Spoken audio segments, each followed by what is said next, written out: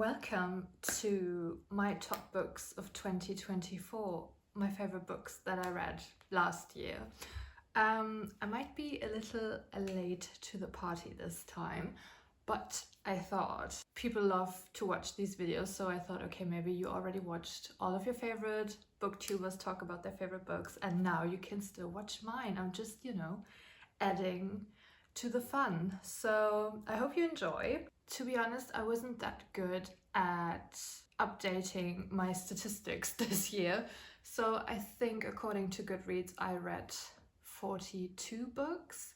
But according to my journal, I read 45 books. So either I counted books that I DNF'd or something went wrong. But I am quite happy with the amount of books that I read. I am continuing to read more and more each year, which I love. But also I'm not stressing myself out when it comes to those numbers. Today I will be talking about my top 7. I decided to only include books that are rated 5 stars in 2024, even though when going through my list, I realized that books that I might have not given 5 stars to still impacted me in a huge way. So maybe next year I will have to rethink my concept when it comes to this video. But yeah, today let's talk about my 7 5-star books of 2024. There are no big surprises, I would say, if you've been watching my videos and also if you know a little bit about my reading taste. But still, I'm very happy to talk about the books that I read. As always, these are in chronological order, so we will be starting with the first book that I read in January. Number 1 is The Rabbit Hutch by Tess Gunty.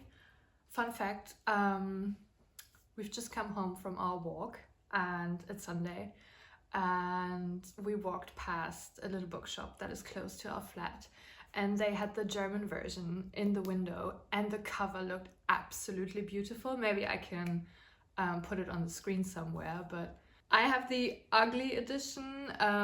There is a beautiful English edition as well, which maybe someday I will find somewhere secondhand and then get it. But yeah, this is the version that I read and fell in love with. I know I've been talking about this book so many times now, so I would keep this review rather short and snappy.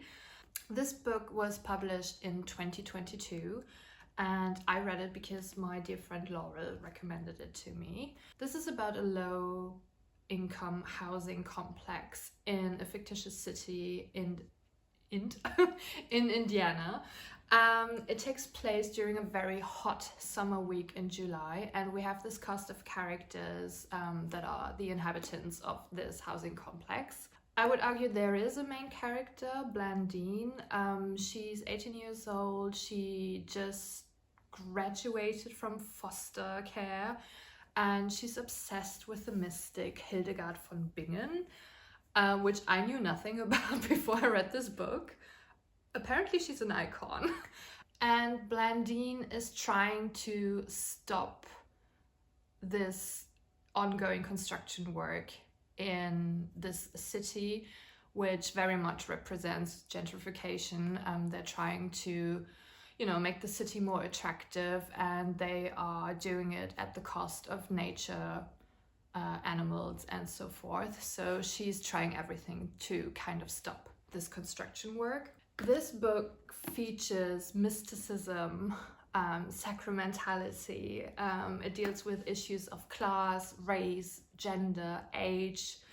All the identity markers are included in this narrative. The writing is so beautiful, it's so rich, and the imagery is just amazing. And if you really want to get lost in a dense story that has a diverse cast of characters, this is definitely for you. Also, if you are like me, a Lana Del Rey girly, an Ethel Cain girly, this is also very much the book for you.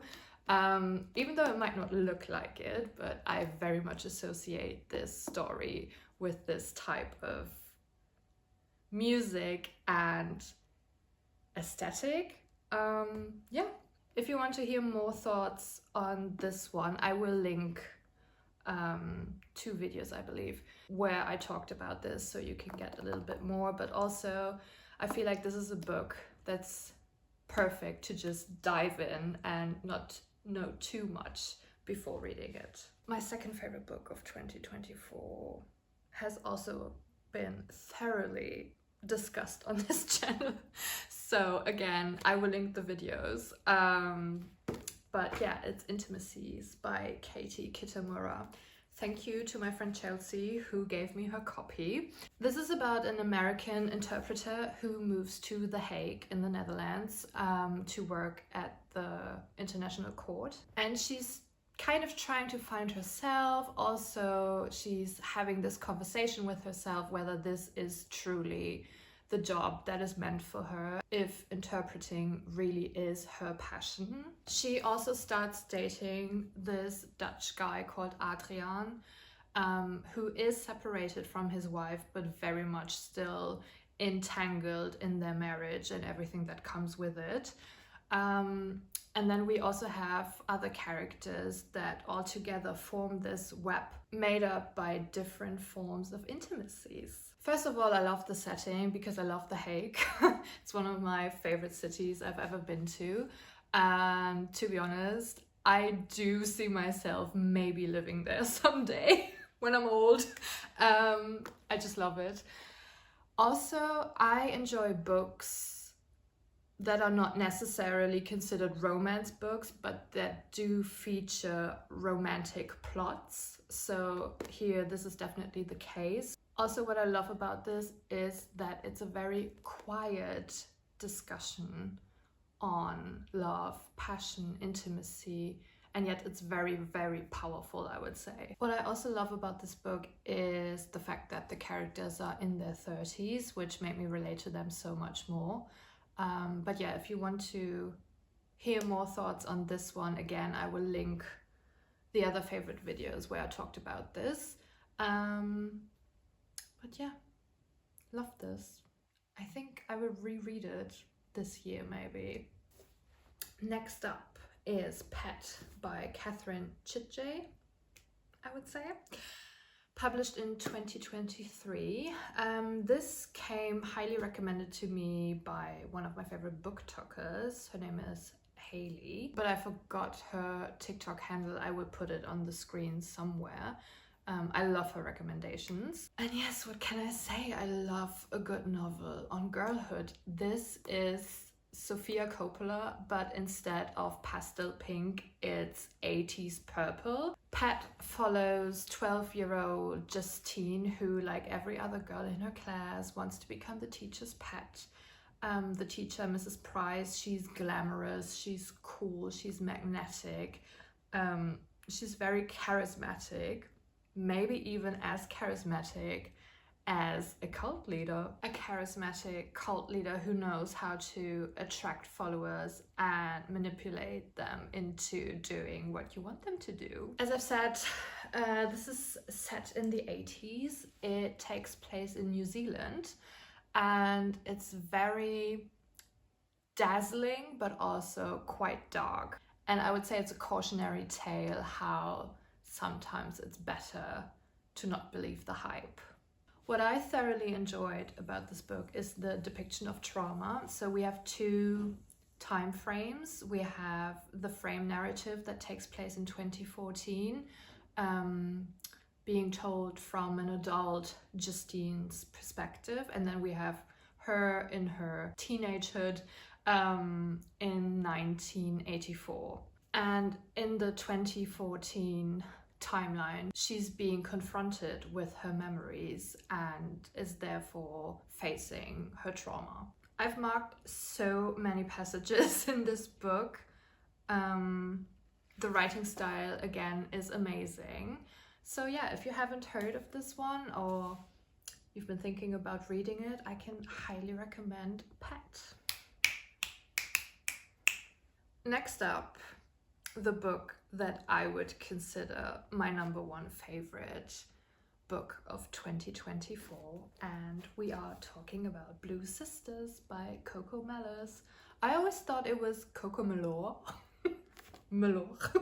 but no, it's Mellis. I checked it. So she's the author of Cleopatra and Frankenstein, which I also loved, but this book really is next level. Speaking of memories, I would say memories also play a huge part in this book. So we follow the Blue Sisters, Avery, Bonnie, Lucky, and Nikki.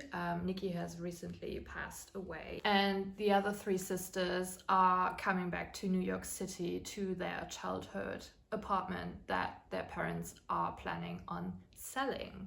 By coming together in their childhood apartment, they are facing their memories, their disappointments of their childhoods, and also the memory of their recently deceased sister Nikki. And by coming together, they are forced to take a look at their relationships as sisters, but also they are forced to look at the relationships they have with themselves. And this is what I love about this book, because I love when characters are being characterized by interacting with other characters. So the relationship dynamic is telling you something about each single character. And to me, that's just, oh, I love it. I know there's been so much discussion on this book. So many people have reviewed it. But all I can say is that, and I said this on my Goodreads as well, which I never write a review on Goodreads, but I had to write this once I finished this book. This is why I love reading. To me, this is how it works. This is how you write a book. This is how it's done. And I can't wait for her to write more. Next up, and this will surprise nobody, I'm Just a Girl, you know. It's Sally Rooney, Intermezzo. Hello. The most anticipated book of the year. And of course I had to include it in my favorites because I loved it. I would argue that this might be her best book so far. And I'm not even a fan of pitting her books against each other, but I feel like in this book you can tell that she really has mastered her craft. Again, there's been so much talk about this book, so I'll just keep it quick and simple. This is about Peter and Ivan, who are brothers, and they are dealing with the recent death of their father. 2024 was the year of the sibling narrative for me.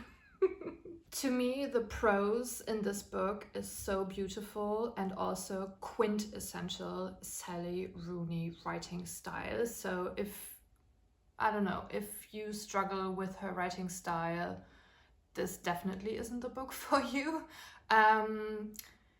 Even Peter's perspective, that definitely took some getting used to me feels like the perfect realization of stream of consciousness writing. And also, I felt so seen because I feel like it's also a very accurate depiction of what an anxious mind, someone who is dealing with a lot of anxiety, looks like. I could talk about this forever, but what I can say is it felt so nice to be part of a hype that is taking place in the here and now. You know, I could talk to my friends because everyone was reading this, and it was so nice looking at all the reviews, seeing what my favorite booktubers and booktalkers were saying, again, talking to my friends about it.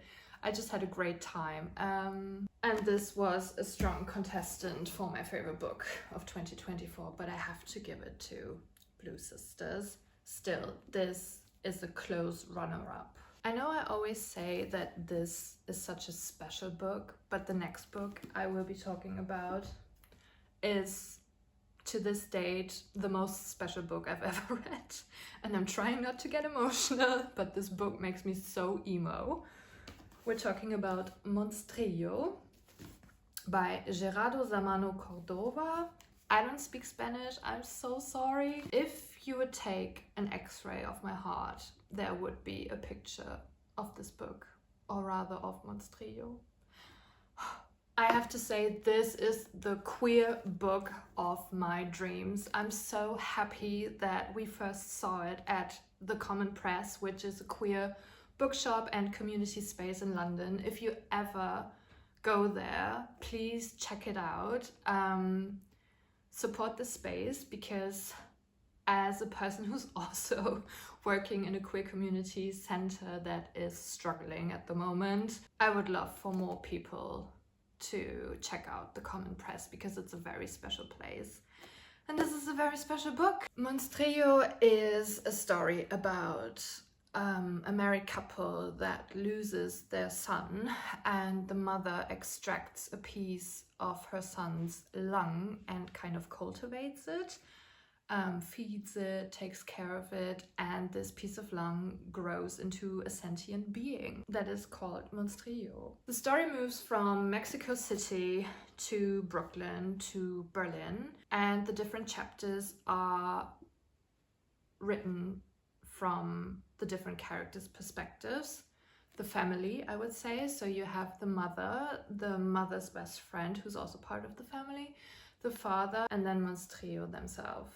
As a Frankenstein fangirl, of course, this is the book for me. But also, as I've said, this is the queer book of my dreams, because not only do we get amazing queer representation, but the book in itself is so queer, which I haven't read a book like that in, I don't know, forever. And again, another aspect, I would argue, that this book shares with the original Frankenstein story.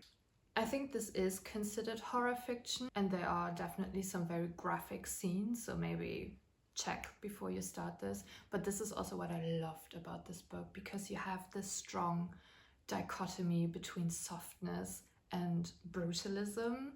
I also love the depiction of grief and how it changes a family, how it changes the dynamics within a family, and also how it makes space for new family members. Yeah, again, just a very queer form of a family, which I love. So yeah, Gerardo, please hurry up. I want to read everything that you write. And finally, I don't have a physical copy of this book because I read it on my Kindle, but at some point I have to get a physical copy because I love this book so much. It's All's Well by Mona Awad. It's the third book by Mona Awad that I've read. I read Bunny, and then I also read Rouge. And this came recommended by my friend Chelsea, because she said that I would love this, and she was right. All's Well is about a college professor that teaches theatre studies, and she is putting on a Shakespeare play every semester with the theatre students, and they really want to do the Scottish play, but she forces them to perform All's Well, a rather unpopular play, I would say. The professor is chronically ill. She has issues with her hip and her back, but she encounters these three men that kind of help her a little bit in terms of her illness. Three characters that help someone to be successful. Yes, of course, this is a Macbeth retelling to some degree, but instead of three witches, we have three drunken men at a bar.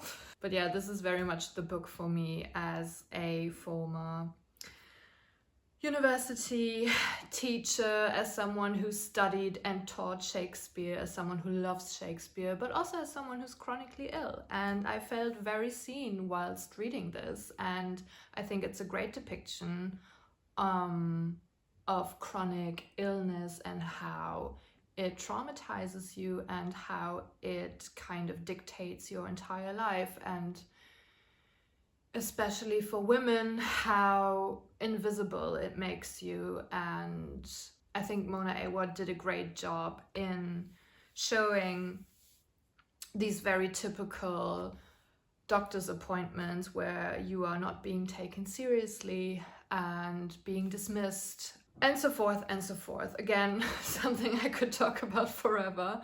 But I don't want to end this video on a negative note. I'm just saying, if you are chronically ill, this might be the book for you. Just, you know, take care of yourself, because at times it felt a little bit too close to home for me. So I had to kind of take a step back. But no, in general, I very much enjoyed this novel. It might even be my favorite Mona Awad novel, I would say. So yeah, there you have it, 7 amazing books that I read in 2024. And I hope you got some great recommendations and maybe feel inspired to read one of them. Let me know what kind of videos you would like to see in 2025. I am going back to work full-time starting tomorrow, actually. So I have to see how much YouTube content I can create whilst working full-time, but I'm very much enjoying myself doing these videos, so I hope I can continue on a regular basis. But yeah, let me know what you want to see. Do you want some type of specific recommendations, or do you prefer vlogs?